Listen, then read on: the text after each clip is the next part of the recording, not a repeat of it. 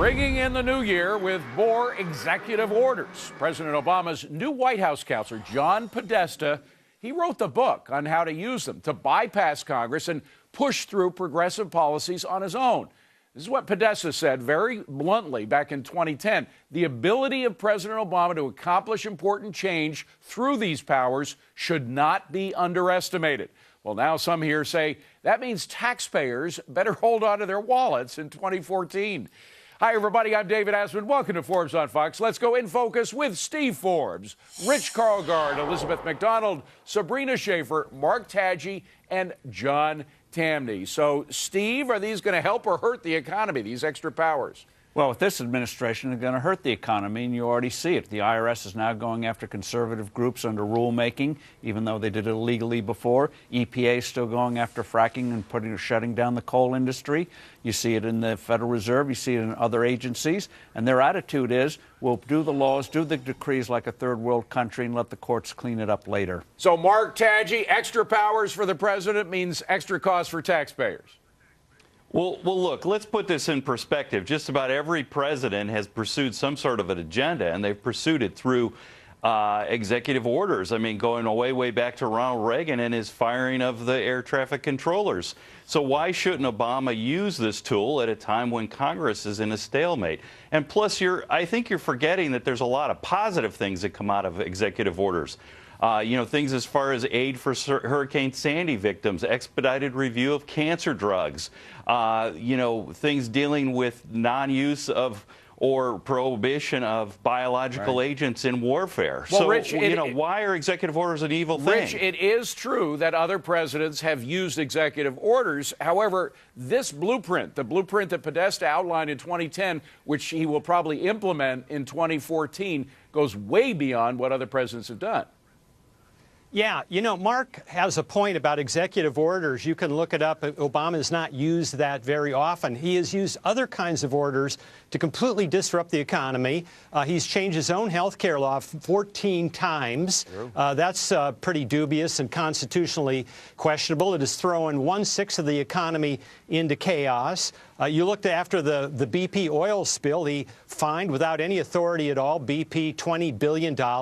He suspended drilling in the Gulf, again, without any authority. So what really, it put the official words executive orders aside and look at the amount of manipulation this president has done in the economy. And EMAC, I would add to that list, by the way, GM bondholders who lost all their stuff due to the car czar. So there are a lot of things, but combine all he has done with the new executive order policy of Podesta, that's kind of scary, no? Yeah, because it's about unchecked authority, right? And that's what we're really talking about. It's also about, it's bad for taxpayers because it makes the government even less transparent. It makes it about as transparent as a bucket of molasses.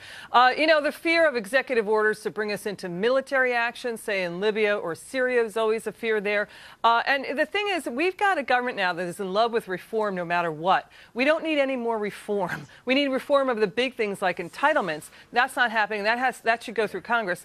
But, the thing is, when you change the rules, when you do things like executive orders, it also breeds a cynicism. It breeds a cynicism on the part of taxpayers. If you're going to be changing things all the time, then why follow the laws? And it's not what our founders had in mind. I mean, they had this check and balance system, which there is none of in executive orders. And, John, frankly, our stock market is very happy with divided government, is it not?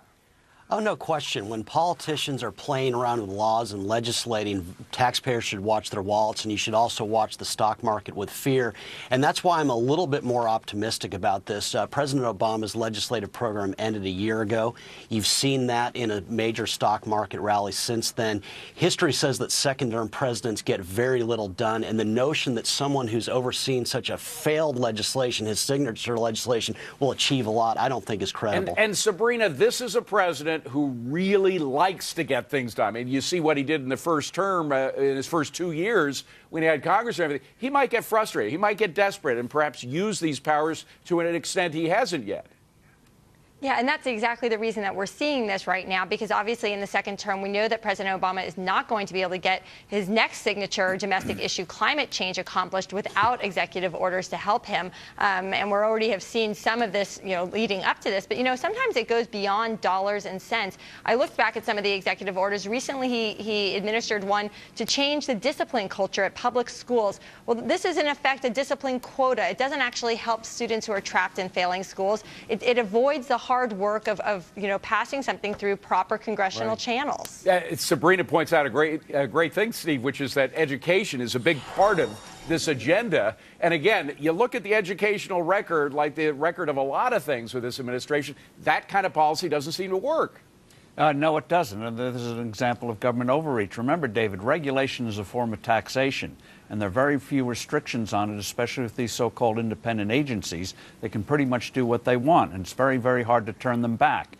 And that imposes a real cost. So even though he's going to be stymied in Congress, he's going to go full bore. You saw what he did with the D.C. Appellate Court, appointed 3 judges. They weren't needed. There were judges are under work there. He appointed them to rig the courts, and you're going to see that rigging elsewhere. Mark Tangi, I would guess that when President Nixon was in power, you used the term imperial presidency once or twice. I mean, doesn't that thought of, a strong presidency is one thing, but an imperial presidency is something else. I don't think you want that, do you?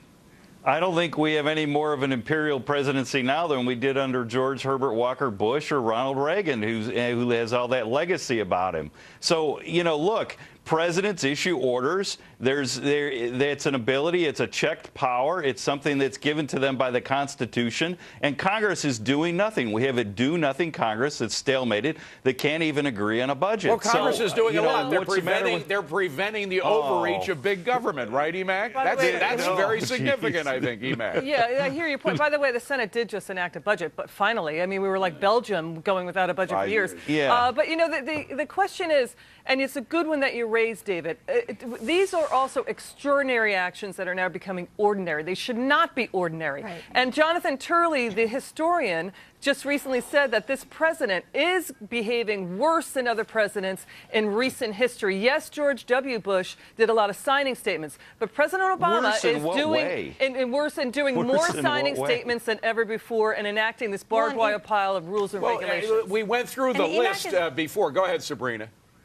Well, EMAC is right. One of the real problems is that you don't have any means for debate when you have an executive order, right? Especially in the issue of climate change, for instance. If we were going to have, actual legislation, there would be a conversation for the American people to take part in. But with the executive order, what you're finding is that the president is setting up task force made up almost entirely of Democrats, for instance, in which the American people don't even know this is happening. They don't have a chance to voice their opinion. So I think that there's the transparency issue has gone out the window. Well, and John Tamny, I know a lot of people in the opposition, a lot of the Republicans say, hey, look, just sit back. He's a wounded president. He's not going to get much done. But the fact that he brought Podesta in, the fact that Podesta does have this plan, a very specific plan of moving things towards a progressive agenda ahead without Congress, doesn't that make you a little nervous?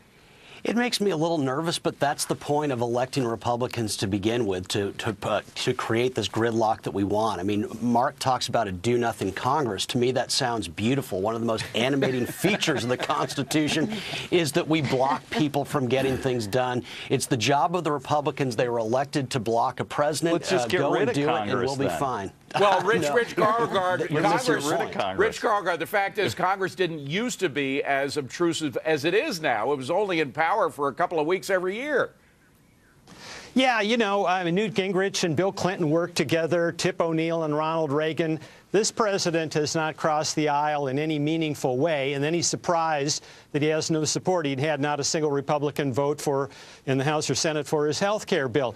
Look, what he's really shown is that he's kind of a sneaky president. He's not very transparent, Mark. It's not this very is one fair. of the least transparent presidencies that we've ever seen. I think this is more dangerous than I wish I could share John Tamny's optimism.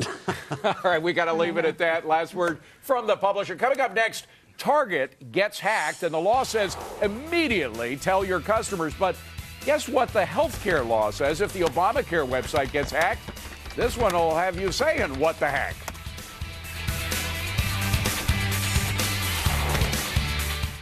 Mine was earned orbiting the moon in 1971.